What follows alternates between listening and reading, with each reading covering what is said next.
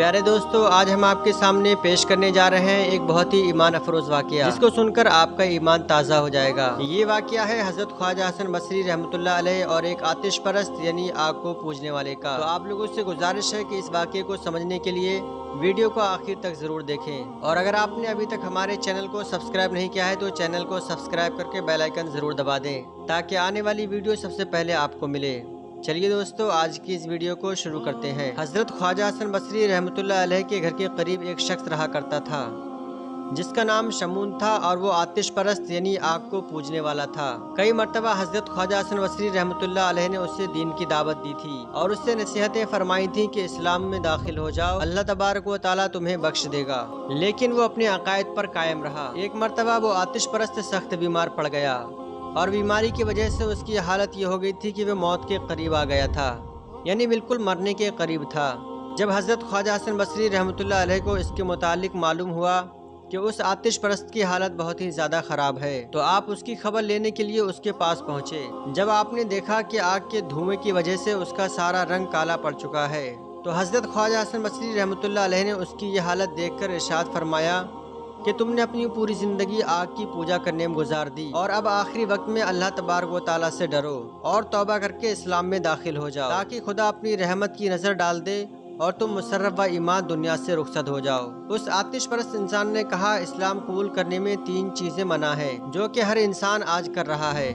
دن رات دنیا کی برائی کرتا ہے مگر پھر بھی دنیا کو سنوارنے میں لگا رہتا ہے۔ موت کو برحق سمجھتا ہے لیکن اس کا کوئی بھی سامان تیار نہیں کرتا۔ یہ سوچتا ہے کہ اللہ تبارک و تعالیٰ کا دیدار ہوگا مگر کام اللہ تبارک و تعالیٰ کی رضا کے خلاف کرتا ہے۔ حضرت خواجہ حسن بصری رحمۃ اللہ علیہ نے فرمایا، اگر مومن یہ کرتا ہے تو تم کیا کرتے ہو؟ تم نے 70 سال آگ کی پوجا کی لیکن تمہیں اس کا صلہ کیا ملا؟ اگر تم اپنا ہاتھ آگ میں ڈالو گے تو وہ ہاتھ جل جائے گا۔ تمہاری وہی آگ جس کو تم پوجتے ہو وہی تمہارا خیال نہیں رکھے گی، لیکن میرا خدا چاہے تو وہ آگ کی کیا مجال ہے جو اس کے نیک بندوں کا بال بھی جلا سکے۔ یہ سن کر آتش پرست بڑی حیرت میں پڑ گیا اور حضرت خواجہ حسن بصری رحمۃ اللہ علیہ کی طرف دیکھنے لگا۔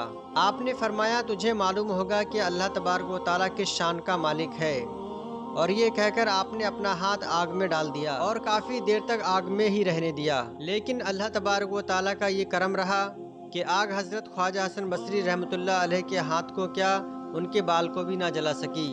آتش پرست نے جب یہ حال دیکھا اور کہنے لگا کہ میں نے تو تمام عمر آگ کی پوجا کی ہے اور اسی میں اپنی پوری زندگی کو گزار دیا، اب میں کیا کر سکتا ہوں؟ حضرت خواجہ حسن بصری رحمۃ اللہ علیہ نے فرمایا، تم مسلمان ہو جاؤ، ایمان لے آؤ۔ شمون نے کہا، آپ مجھے تحریر لکھ کر دے سکتے ہیں کہ اگر میں ایمان لے آؤں تو اللہ تبارک و تعالیٰ مجھے عذاب سے بچا لے گا؟ چنانچہ آپ نے اس کی بات کو منظور فرما لیا اور کچھ لوگوں کے سامنے آپ نے اس کو تحریر لکھ کر دے دی۔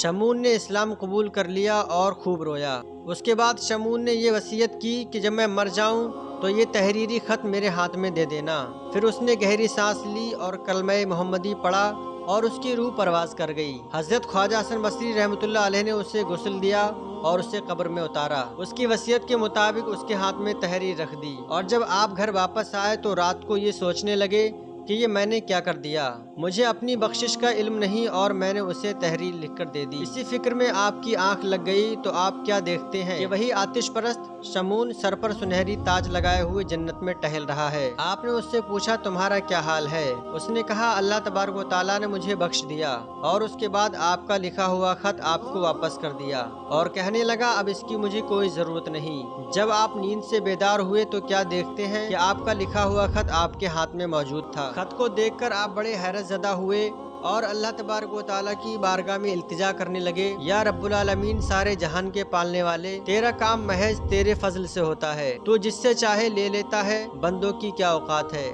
جب 70 سال کے آتش پرست شمون کو ایک ہی لمحے میں بخش دیا تو تیرے مومن بندوں اور صالح بندوں کو اپنے کرم سے کیسے محروم رکھے گا؟ تو پیارے دوستو، اللہ تبارک و تعالیٰ جب بخشنے پر آ جائے تو 70 سال کے آتش پرست کو بھی بخش دیتا ہے۔ اس واقعے سے ہمیں یہ سبق ملتا ہے کہ ہمیں کبھی مایوس نہیں ہونا چاہیے۔ اللہ تبارک و تعالیٰ وہ رحیم ہے جو 70 سال آگ کی پوجا کرنے والے کو بخش دیتا ہے، اور ہم تو رسول اکرم صلی اللہ تعالیٰ علیہ وسلم کی امت ہیں، تو وہ ہمیں اپنے کرم سے کیسے محروم رکھے گا؟ اللہ تبارک و تعالیٰ کی بارگاہ میں دعا ہے کہ ہم سب کو ظالمین کے ظلم سے اور حاسدین کے حسد سے بچائے رکھے، اور ہم سب کا خاتمہ بالایمان فرمائے، آمین ثم آمین۔ تو پیارے دوستو، ویڈیو کیسی لگی ہمیں کامنٹ کر کے ضرور بتائیں۔ چلیے دوستو، ملتے ہیں اگلی ویڈیو میں، تب تک کے لیے اللہ حافظ۔